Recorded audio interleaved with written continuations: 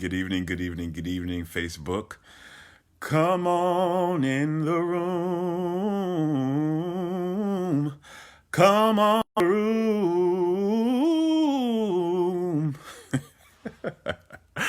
Come on in this room, y'all. I have a story to share with you tonight.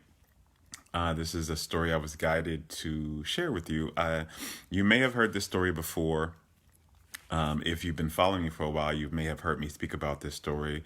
If you've ever attended any of my workshops or any of my speaking engagements, you may have heard me share this story.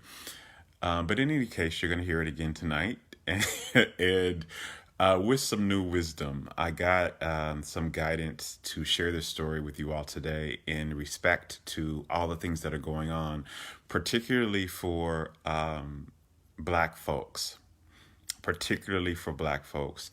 And anytime that some type of racist experience happens, some type of violence happens to a Black person in this country, somebody loses their life, somebody has a very terrible thing happen to them, I'm always reminded of this particular experience from my life. And I've been through this experience. I've known for a while that I was supposed to share this in a bigger way, but I just didn't know what that was going to look like. And I just got downloads. If you watched my video I did last night, if you haven't, please go watch that, where I talked about the download I got from my spirit guides around Black and white race relations, particularly in America. I have just been getting some guidance around what. Hey everybody! Hey Ruth Ellen from Chicago. Chicago is one of my favorite cities, by the way. I've just been getting some guidance to share this at a bigger stage and to use this. And my guys have been downloading me some information in the last 24 hours about this course that I'm going to be offering pretty soon about healing race wounds. And this particular story is going to be a very integral part of that course, but I want to share it here with you for those of you all, because the message from this, the wisdom that I got from this experience of my life has been a deep medicine for me. It has transformed and healed things miraculously in my life. And I don't use that word, by the way, flippantly. When I say miraculous, I mean it. I've had many miracles in my life, and this was one of them. So I want to share this story with you, and it's basically how spiders reintroduced me to my power and how they helped me positively shift my experience with racism. So to give you a little preface before I give you this story, two things. I grew up in Oklahoma, and so I grew up as a Black child in a very conservative, a very predominantly white environment. And I experienced a lot of racism. I experienced racism growing up. I experienced it especially when I was moved from public school to private school, because I was doing very well. I was a very smart kid, and I was like the number one in the state on all the tests. I was always number one.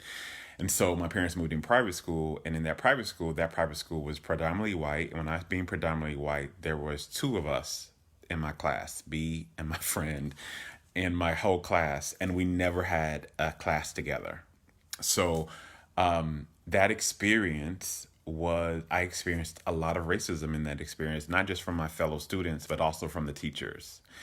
And so I just want to preface this, that I grew up experiencing a lot of racism, and it's one of the reasons why I chose to go to a historically Black college, because I was tired. By the time I got to the time where I was graduating from high school, I was tired of dealing with it. I wanted to go to a space where I didn't have to think about racism like that, where I wasn't always being, where Black and white relations wasn't always at the forefront of my consciousness. So that's the first thing to understand. That I had a lot of racist experiences, and even in my adulthood, I got stopped by the police a lot. I was profiled a lot, especially when I moved back to Oklahoma. I'm a big Black guy. My frame is pretty big. I'm 200 pounds, 6 feet tall. I'm bald head, and I drive a luxury vehicle, right? So I would get stopped a lot. and profiled a lot. And so that was in my adulthood. So that's the preface that. So the other thing I wanted to preface for this is to understand that I used to have a huge fear of spiders. Huge, huge fear. Like I had arachnophobia to the T. Like even the word arachnophobia used to make me tense up. And where I live now, there's a field behind my house, and there was no house on one side of my house. There was no house. It was an empty lot.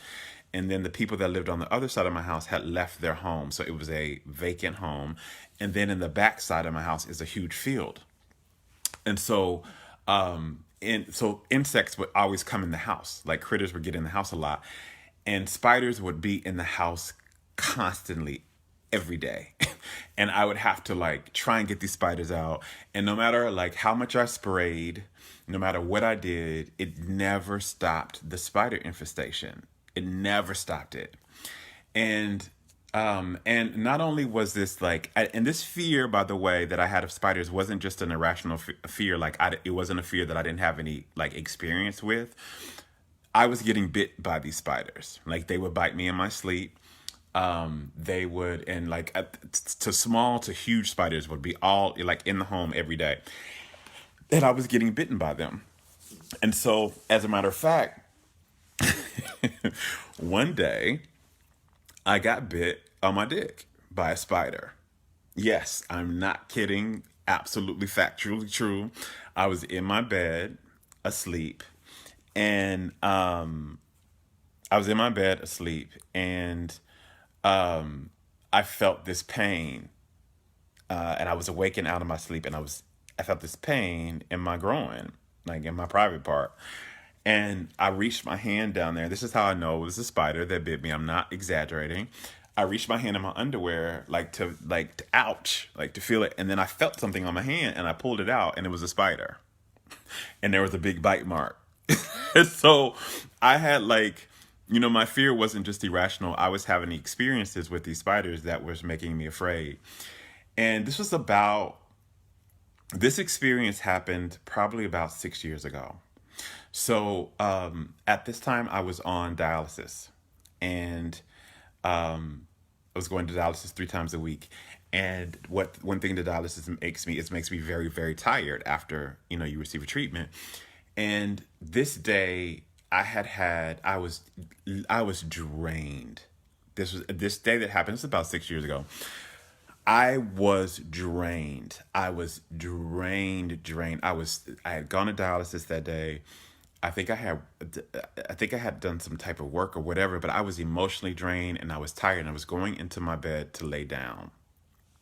And I was going into my bedroom to lay down. And when I say I needed to, like, I was tired at the point where I needed to, like, I wasn't even going to be able to like sit on the bed and get in the bed. I was going to like collapse on it, like literally fall onto the bed. And like that was how tired I was.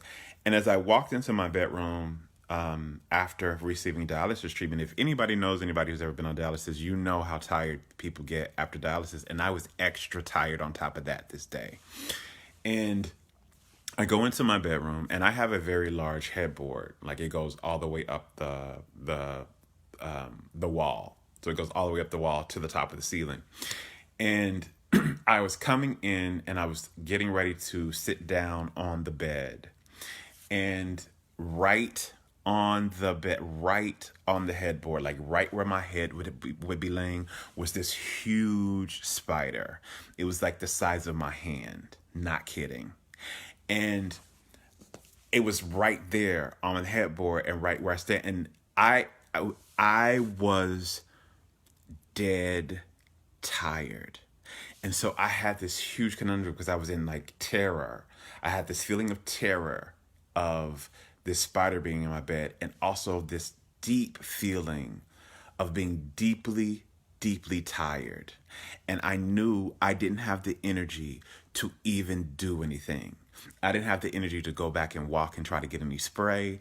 I didn't have the energy to try and shoo this spider out. I didn't have the energy to walk and get a broom and try to, kill it. I didn't have the energy to do anything. I was about to collapse, seriously.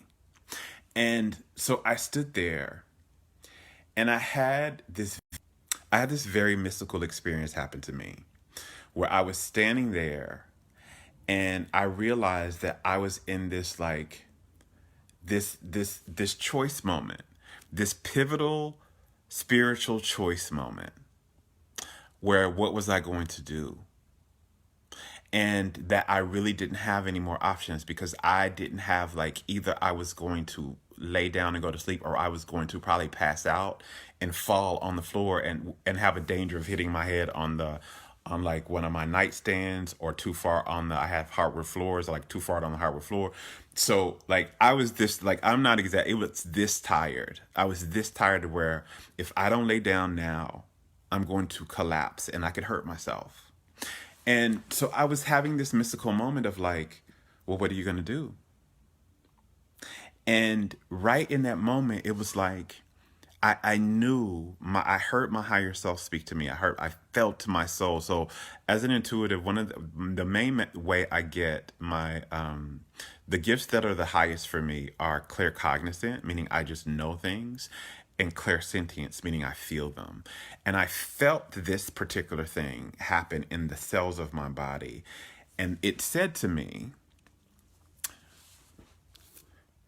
you teach about life loving you, and you teach that this world is a safe place to be.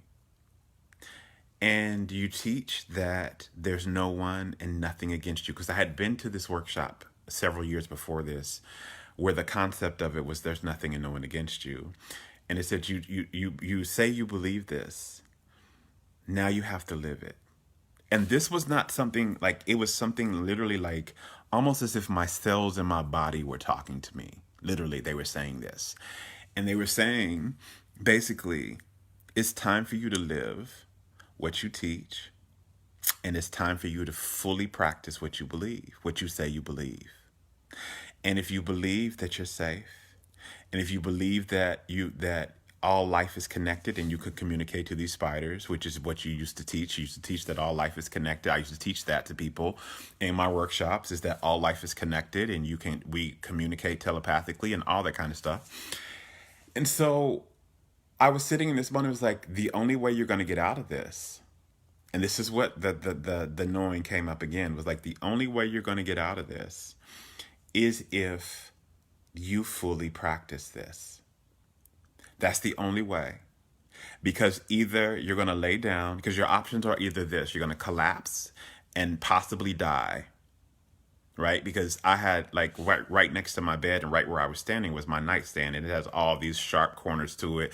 And it's got a big, I have a big salt lamp on there, and I have all this stuff. And right next to that is kind of this kind of jutted out edge of the wall. So I had all this stuff where if I passed out, I could easily fall and really hurt myself. Or I could lay down next to this huge spider, like this huge spider on my headboard, and let it bite my face, right? Like not just like bite my arm or bite my face. And I had this moment, and it was it was like time stood still. And it was like, you're loved. It's time for you to believe it. And it's time for you to move through your life like this world, like what your soul knows to be the case, that this world is a safe place to be. Now I want to stay here for a second because, by the way, I want to reiterate to you all, this wasn't like I wasn't getting bit by spiders before. Because I was. And as I shared before, right before this, I got bit on my dick before by a spider. And it wasn't like, I wasn't having any negative experience with spiders. I was having a lot. And I was having a lot frequently. And no matter what I was doing, no matter how I sprayed my home, no matter if I hired professional people to spray, they were still coming in frequency. And it wasn't stopping. And so for me to take this thing and say, For me to say that I had, I trust that I'm safe in this world, and that I'm going to be safe in this experience, and I'm going to be safe in this situation. It was going to be a leap. It was going to be a huge risk. And this is the thing about like us as humans, is we as souls having human experiences, we oftentimes want to have the experience first before we have the trust. So we want to have the experience of being safe before we trust that we're safe.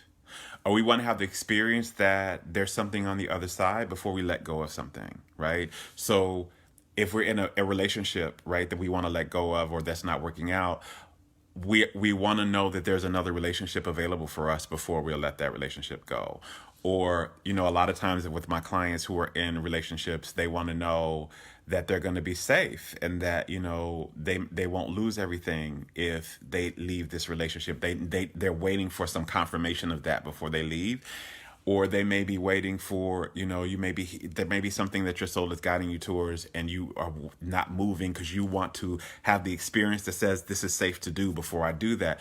And so a lot of times we won't take risk because we want to have the trust in our consciousness before we want to have the experience that tells us it's safe to trust this before we do it. And it doesn't work like that. Like, life doesn't work like that. The actual magic happens when you just leap with the trust, and then you let the experience prove it to you. And so this is what I did. I said in that moment, I don't have any other choice but to trust here. I'm going to trust that I'm going to be safe. And I remember talking directly to the spider. I said, I'm going to trust that I am safe here with you.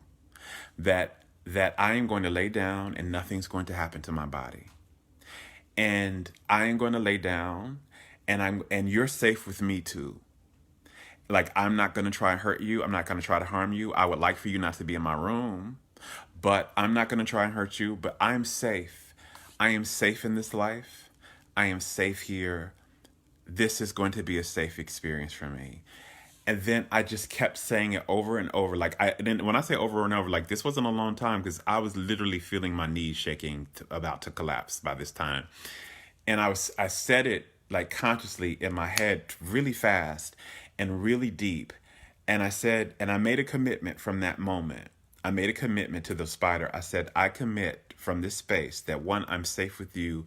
You are safe with me. I will not try to harm any other spider if I see them in the house. But we need to have an agreement here. You can't be in my living spaces. And so I made this agreement. I was like, if I will be safe with you, I'm going to agree that I'm going to be safe, and I'm going to feel safe, and I'm not going to feel threatened by you. I'm not going to feel in danger here. I am safe. There is nothing and no one against me. I kept saying this. There's nothing and no one against me. Life bears no ill will against me. This situation is safe for me. And I told the spider, I don't bear any ill will against you anymore. I don't bear any ill will. You are safe with me. We are safe with each other. We can even coexist in this space, but you just can't be in my room. And no spiders can be in my room. This is the boundary.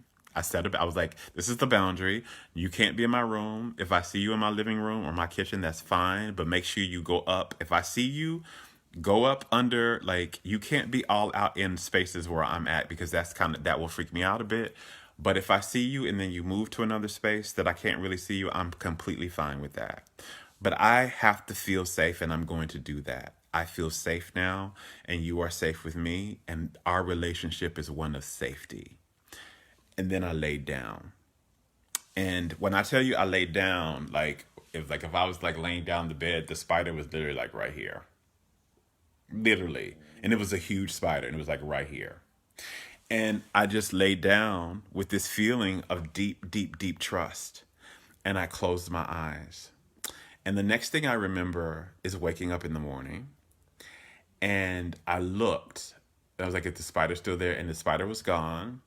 And then I checked my body, and there was no bite marks. There was no pain anywhere.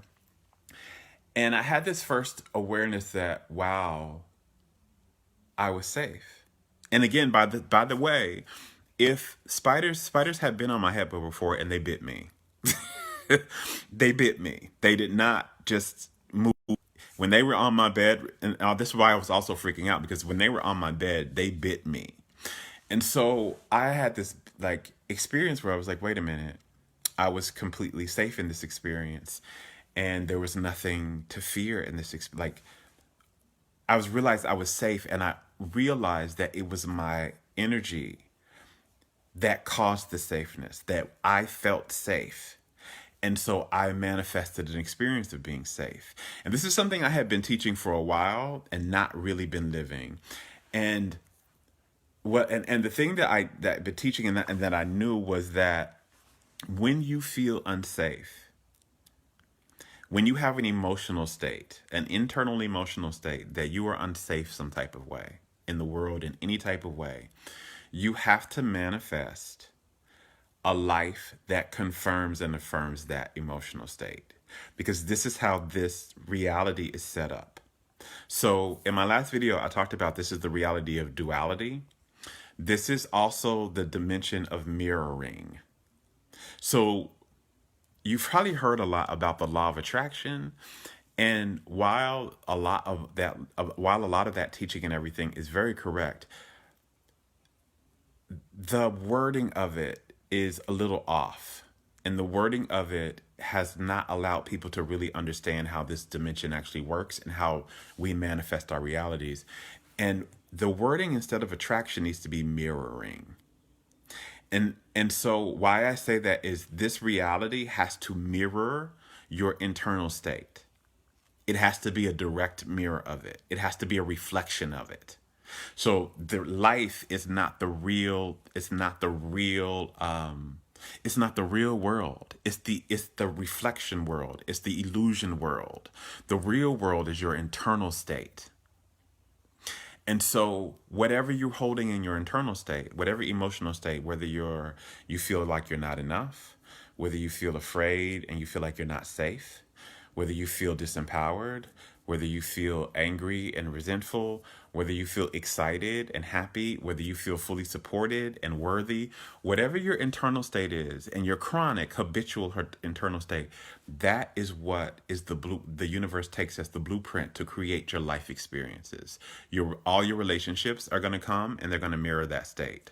All of your experiences in your event are going to happen and they're going to somehow mirror that state back to you. They're going to reflect it. And so you're constantly moving in a world of your own emotional state. And so what this made me realize was I had shifted that night my emotional state. I had shifted it from fear around spiders into trust, into feeling safe and into trusting. And that internal state shift had shifted this experience, the external experience that I was having with this spider. I was safe. And it wasn't just that one day. What ended up happening was one of the most miraculous experiences and most pivotal experiences of my life. From that moment on, I never again had another issue with the spider, ever, in my home. From that moment, this was about 6 years ago. From that moment on, you guys, and I'm not exaggerating, I am speaking 100% fact. From that moment, so remember in this story I told you that I used to see them every day? And I used to see several of them. They would be in my garage, they would be in my house, they would be in my room, they would be on my headboard. In the last 6 years, I've only seen one spider in my house. One. And I want to tell you what happened when I saw this spider. I want to tell you what happened. I walked in the house, and when I got into my living room and turned on the light, there was a spider on the wall. And I looked at it and I said, hey. And I said, you know the rules. If you're in here, I said, I've set the energetic space for this home. You know the rules that happen. You're safe here, but you can't just be on the wall. You got to get up under some cabinet. You got to be in some corner or something like that. And I said, but you're safe here. You have nothing to worry about. And it was standing very still. And I said, are we in agreement? And it said, I said, are we in agreement? I know we're in agreement. Now do what you need to do. And right after I said that, it scurried along the wall and went under this cabinet. Right along the wall, immediately after I said this, right along the wall and went under this cabinet. And that was the last spider I'd ever seen in my home. And this not only works in my home. If I've been visiting somebody's home and I see a spider in the home, the same thing happens. I say, "We're safe. I trust you. I trust me," and it leaves. It leaves my space. And this particular experience, when this happened for me, and this was about, especially when I had experience where, like in the third year, where I was like, there are no more spiders in my house anymore. I didn't spray my house again. I didn't, try and kill them anymore. This all left simply by the shift in my consciousness of trust, and in my internal state of trust, and in my trust in being safe, right? And when this happened, I was starting around the third year of this, when I was realizing this. I realized that I was getting again stopped by the police a lot, and I said, what if this situation with racism is asking me to use my power here, right? So what spiders made me understand was that my power to shift my reality and make it a safe reality lied with me. It wasn't about getting the spiders to do anything different, because I had tried that. I had, I had sprayed, I had professionals come out, I had killed them, I had done all of this. And me trying to force them to do something different didn't change the situation. They still came in the house, they still bit me, right? The only thing that made this particular situation change was when I changed my energy. When I changed my energy and I said, I'm safe, and nothing, I'm safe. Whether, by the way, I was willing, like, I am safe. No matter what my past experience is, I know that my future experiences, I'm safe. I decide this now. There's nothing and no one against me. Spiders are not against me, and I'm not against them. Soon as I made that shift in my energy, not just, by the way, this wasn't just a word. This wasn't an affirmation. Like, I literally went into the feeling of, I am safe in this, and this is shifted for me. When I did that, it's shifted. And ever since, for 6 years, ever since, even to this day. And so I decided that, what if I could use this around racism? What if I could use this again? The outer experience is, I'm not safe as a Black person.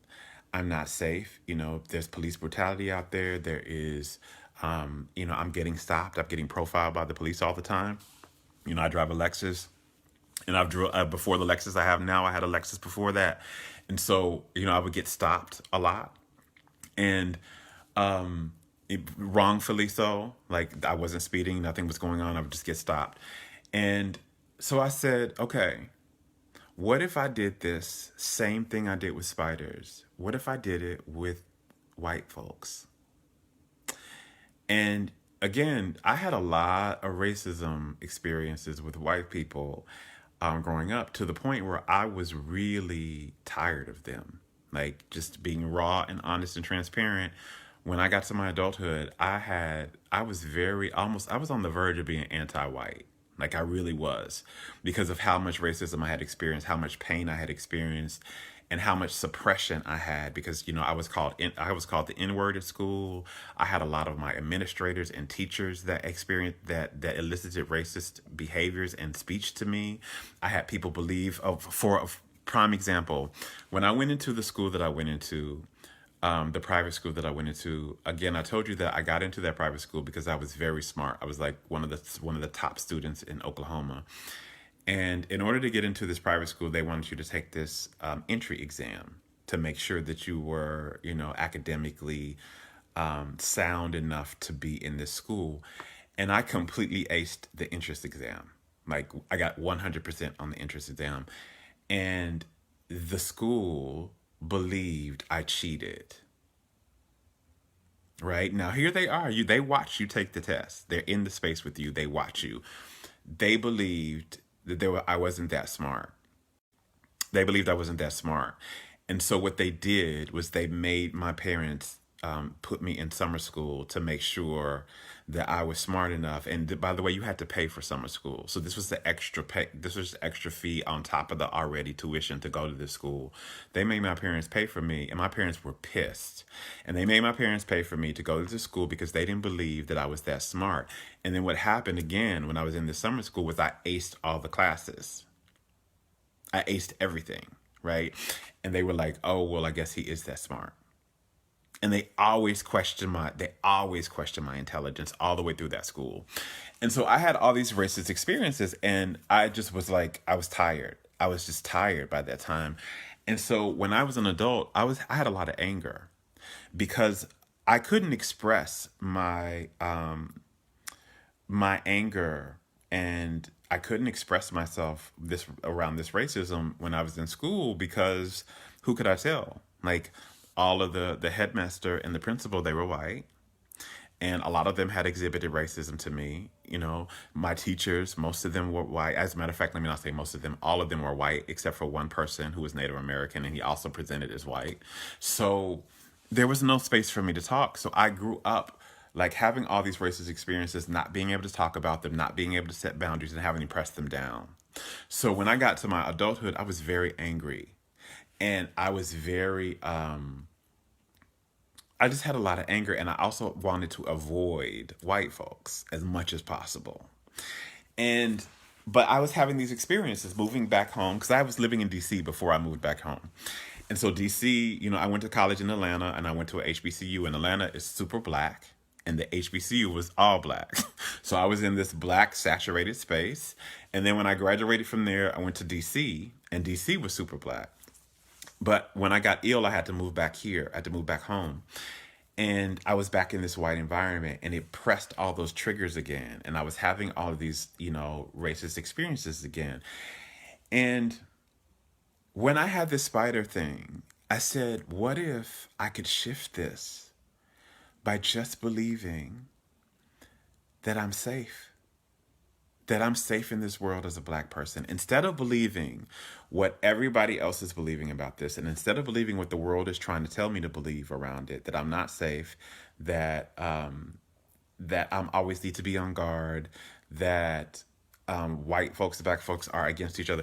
What if I just believed that my life, I was going to move in these spaces and be safe? And that I was going to move in this space as they bear no ill will against me, and there's nothing and no one against me. And so I began to apply this. I began to do some work in shifting my beliefs and shifting my consciousness around this, and really looking at understanding that I am a loved soul. I am loved, and love only wants my well-being in all situations.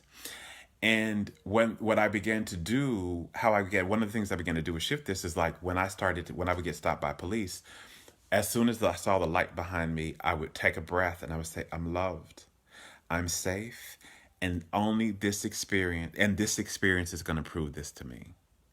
I'm loved and I'm safe, and this experience is going to prove this to me. And all of a sudden, like the police would come up to me, and he would be so jovial. And he would be like, "Oh man, you know, I just wanted to, you know, you were going a little bit over the speed limit, but you're fine. Just watch your speed. I'm not going to do anything. I'm not going to write anything." And I just had this totally different experience with the police, to where I was having these really, really positive experiences with these guys. And even I remember one time, like I had literally like a 20-minute conversation with this cop that pulled me over, and we were laughing and joking and all of that, right? And my entire experience with race and racial relations completely changed it. It's completely changed. And since then, I have not experienced anything like that. And I move in predominantly white spaces. Most of my clients are white. I work with people around the world. I work with, you know, many black clients, but a lot of my clients are white. A lot of the spaces I speak in are white. A lot of the organizations that hire me to do things with them are white spaces. And the entire experiences that I've had in my past that's completely shift. And what shifted wasn't that I told like I was trying to fix these situations that I did. What shifted was me. What shifted was what I believed about how the world was going to react to me and how it was going to respond, and the energy that I allowed myself to hold within me. The energy that I allowed myself to hold within me is what changed. And this was the key to my healing around it. Now I still see it out in the world, but this is, this is something to understand. You have your own individual reality, and then you have a collective reality, right? You are in charge of your own individual reality. And then what I mean by that, remember the law of mirroring. So you are in charge of what manifests and what shows up for you. Your internal state, and your internal state is your emotional state and your belief system. Your internal state determines who shows up in your life and how they get to act when they get there. It determines who shows up in your life and how they get to act when they get there. And this is the thing for what needs to happen for Black folks. I'm speaking specifically for Black folks now to this. This is what needs to happen for Black folks to shift our experience around racism. There are some boundaries that need to be set. Yes, there are some. And I talked about that in my other video. If you haven't seen my last video that I did last night, I highly recommend you watch it. But there are some things that we need to do around boundaries. There are some things that we need to do around system changes. But the greatest thing we need to do, listen, whites have been killing and operating and eliciting high levels of violence to Black and brown bodies around the world for eons. Eons. And it is not going to stop tomorrow morning. Right? That's not going to shift on their own. What's going to shift it is when we have a shift in our internal state to where their energy doesn't even match. Like, where we feel such a safety in this world, and we feel so loved by this world, and we trust so much in life that they cannot operate in anything but it's something that mirrors that. See, here's another thing, because you are an energetic being. As a soul, you're an energy being. And so whatever energy you hold, your life experience has to mirror that. And nothing can happen to you. I need to say this. I need to say this very clearly. Nothing can happen to you that is not a match to the energy that you're holding within you.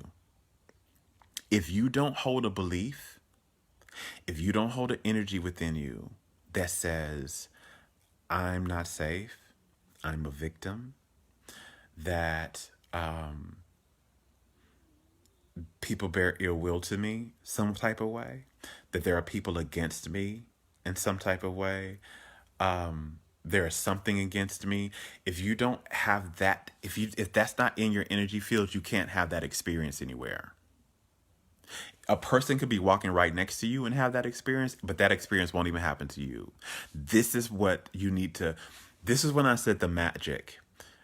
There is magic. This is a world of magic. And we have been so divorced from it. We have been so divorced from understanding it. We have been so divorced from understanding how to wield our own magic. We have been so divorced from understanding how this world actually works and that it is on our side, that this work is on our side. For most Black folks, we have been inundated since childhood with beliefs that say we're not safe here, we're not wanted here, this world does not bear us positive will, it bears us ill will. And think about how early you learned as a Black person that if cops pull you over, you need to put your hands at 10 and 2. And you need to, I know this, I was ingrained in this early on as a Black male child. You need to put your hands at 10 and 2. You need to look straight ahead. Don't you talk back. Don't you raise your voice, right? What that teaches is I'm not safe. I'm not safe. And it's coming from a place of absolute care. The people that taught me that wanted me to be safe in this world, and they believed that was the only way that I could be safe. But what they didn't understand, because nobody's teaching us this, is in that message is you're not safe in this world, Jerome. You're not safe in this world. And this is the change that we have. And that's and when we get that message, however we get it, and when we see somebody, when we this is what I talked about in this video yesterday, when we see somebody else, because we are empaths, and this is, again, if you did not see my video I did last night, please watch it, because it's going to make this video is going to make a lot more sense to you. We are empaths as Black folks. So what that means is that we feel our connection to other people higher than the average person. You feel the oneness, especially with another Black person. So when you see another Black person get some act of violence enacted against them, or lose their life by the hands of another white person, what you feel is, that is me.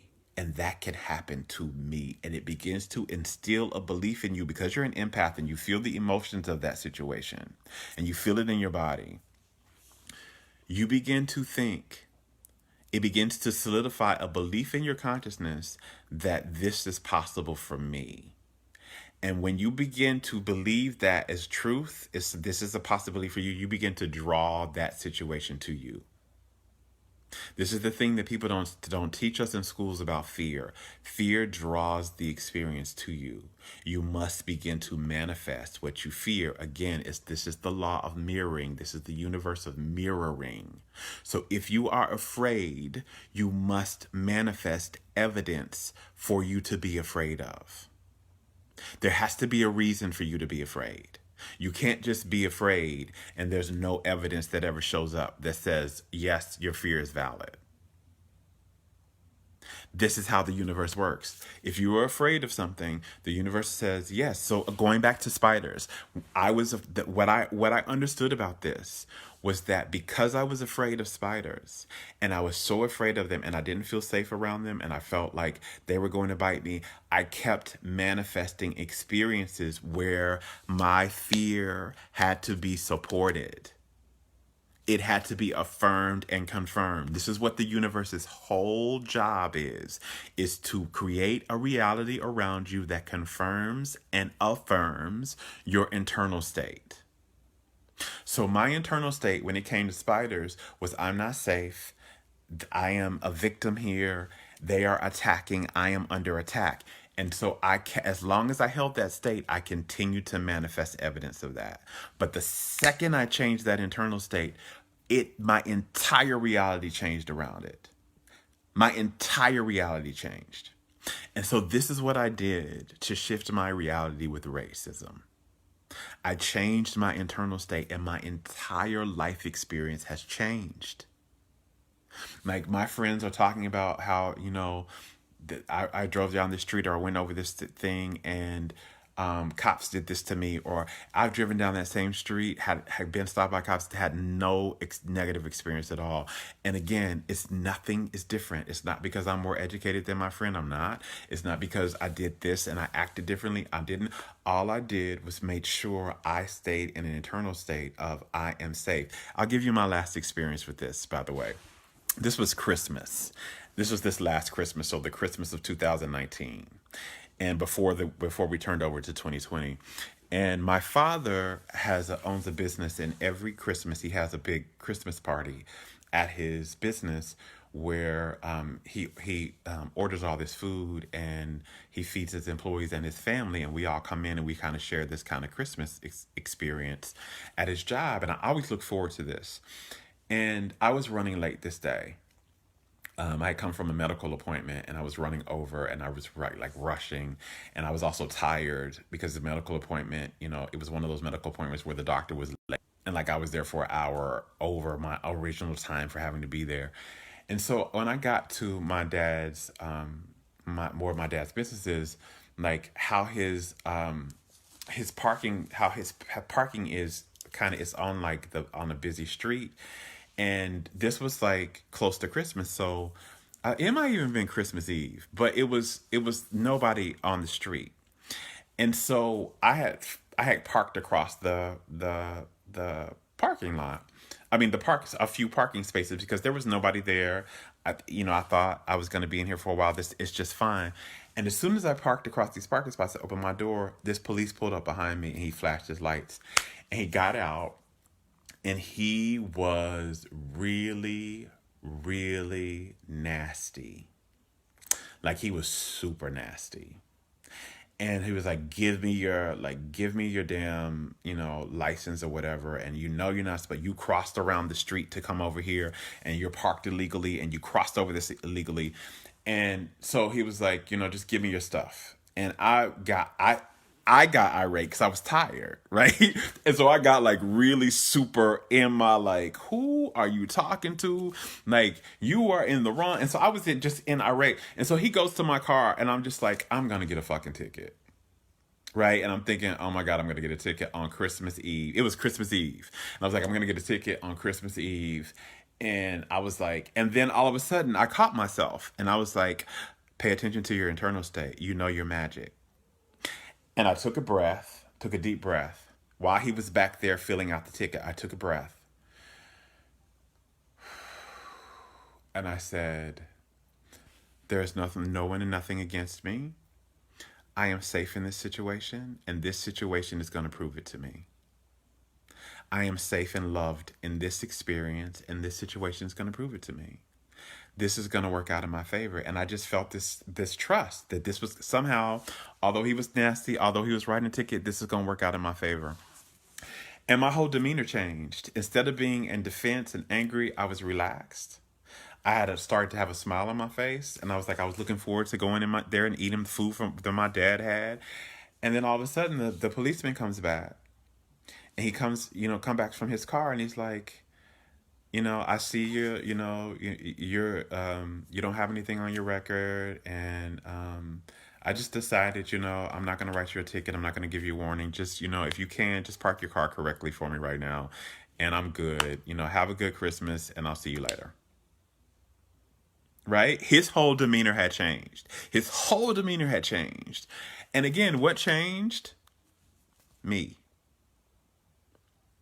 My energy and my thoughts. And this is what we need to learn because nobody was teaching us this. Nobody's teaching this in our schools. Nobody's teaching this in our churches. Nobody's teaching us this in our institutions. Nobody's teaching us Black folks about the magic that we have to shift our reality. And this is what this is. This is the big invitation. Now, this is why you hear me say so much.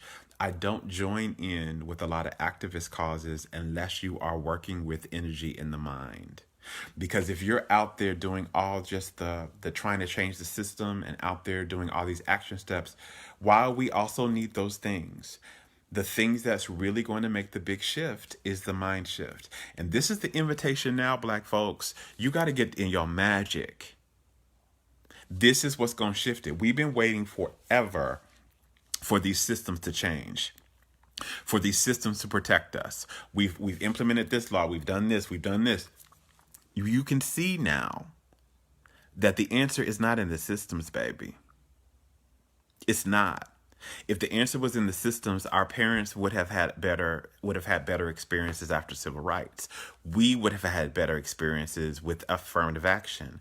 We would have had better experiences today. You see, now it's worse than it was when I was a kid with all the police brutality and some of the racist behaviors happening. If the systems were the answer, and if one more system change was what we needed to do, it would have been done.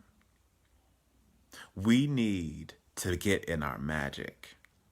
And I am going to, I said in my last video that I got a download to offer some courses around how to really heal our wounds around this and return ourselves to our magic so we can shift racism once and for all. I definitely am in the process of creating those. There are going to be two phases as right now. The clarity that I'm getting around it right now is there's going to be two phases of them. The first one is going to be just centered on Black folks and healing the Black wounds around racism and recentering Black folks in our power. And then I'm going to also be doing one after that that will be working with white folks, where I will work with healing the white wounds and racism and recentering them in their soul-based power so that, and then there may be something where we all come together after that. But there's going to be two courses that I will be offering The first one though will be centered, focused on, offered solely for Black folks, and it will be about healing the Black soul, healing the Black soul. And then after that, I will offer one for healing the white soul as it pertains to racism. But yeah, I wanted to share this with you. I was getting in, my guys were kind of nudging me very, very strongly to share this story with you tonight. I know we're in another heightened piece of this, and there's a lot of emotions going around, and there's a lot of people feeling powerless. And this is what this story, I was sharing this story particularly because so many of us are feeling powerless. And so many of us are saying, what can I do? When is this going to stop? I'm exhausted. And I understand. I understand. And I'm here to tell you the answer is in your power. The answer is when you come back to your power. Trust is part of your power. Your mind, your belief system, and your energy is part of your power, and it will shift the entire world. I'm not kidding. I'm not kidding. My experience that has happened with spiders, and then my experience that has happened with racism, is nothing short of a miraculous transformation. It is beyond what I would have even imagined possible for me. And I am not exaggerating these two things, not even a slight piece. And if you've been following me for a while, you've heard this story many times because I've talked about it in many different forms. But it's time now that we all learn how to use our real power as souls to shift the world, because that's why we're here. We came to positively shift the world back to well-being and back to the vibration of love. And racism is a disconnection from love, and it is definitely not well-being. It is suffering. And we don't have to suffer anymore. And so we have two different paths for healing. Like, again, I talked about this in my last video. I can't say this again. Go watch that. For Black folks, because we are the empaths in this situation, our healing is to stand in our power and to get our power back, and to really get our power back and to stand in our power. And this is one of the ways we need to do it, is to really learn how to cleanse ourselves of fear, how to really anchor in trust and anchor in feelings of safety, how to be our own determining factor for what our emotional state is, instead of letting some external factor determine how we get to feel, for also setting boundaries and all of that. Like, that is our healing portion of this. And then, the white portion is about developing deeper empathy and really developing the skills of seeing other people, hearing them, and valuing, honoring what you hear, deeper listening, deeper accepting, and also healing the narcissistic wound. And so there's two different healing paths that we need to take around this issue, and I will definitely be a part of the solution. I'm going to be offering some courses that are going to help us heal and take those paths. But I just wanted to share this story with you to let you know that this is possible, and that to just kind of show that a miracle is possible in this. Not just possible, but that it is begging us to create it. It is begging us to create it. And it's time for us to do so. And I am going to do my part in offering the tools that I know, and the skill sets, and the energy healing. Like, my course is going to go through a lot. We're going to go through energy healing techniques. We're going to go through consciousness shifting techniques. We're going to go through really practical lifestyle things. We're going to do some things with connecting with your ancestors and getting guidance. Because here's another thing that I have to say. Like, yes, all that stuff is out there, and all those, people have ill will and all that. But my ancestors and my spirit guides don't play about me, baby. They don't play about me. They do not play about me. They keep me safe. They keep me guided. I am always guided to my highest good, and I am guided to my well-being, because that's my intention. And I know how to connect with them and ask for extra support, because I have been reconnected to my magic. And this is what I want to teach my people first, the people that look like me, most like me, and are experiencing moving through the world as a soul with this type of experience. And then my other people who don't look like me, but are experiencing moving through the world as a white person, and the wounds that come with that, and the blockages and the blind sights and all of that come with that. We're going to work with that too. You also need to be connecting with your ancestors because there's some wounds you need to be healing around that. You also need guidance from them. You also need to have a deeper understanding of your connection, not just to your ancestors, but to all of humanity, especially humans that look like me. And so we're going to do all of that. Like I'm going to do, and I'm working and creating this course now where I can offer all those types of things and teaching all of those types of things. And this course is going to be a very intimate course. So it's not going to be a large number. I'm probably only going to take 10 people in the course at a time so that I can have a very intimate hands-on thing. So it's not just, me sitting and talking and you listening, but that we interact, and that you can get your personal questions really answered more deeply with this. So, just be on the lookout for that. I will be announcing this pretty soon. I'm just still getting a little bit more downloads from my guides around what all I need to be speaking about and what all I want to offer in this course, because this was not what I was planning to do. I had a whole different plan for this summer. But this pandemic, if it's taught us anything, is to be open and to go with the flow of life, and to trust the flow of life. Trust is coming back up once again. I trust the flow of life. And although this wasn't what I was planning to do, this is what the life is asking of me to do at this point. And I surrender, and I'm going to show up and do what I'm being asked to do.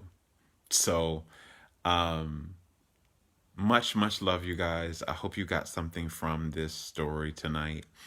I know, again, going with the flow, I know this is Say What You Need to Say May, and I was talking about healing the throat chakra most of this time.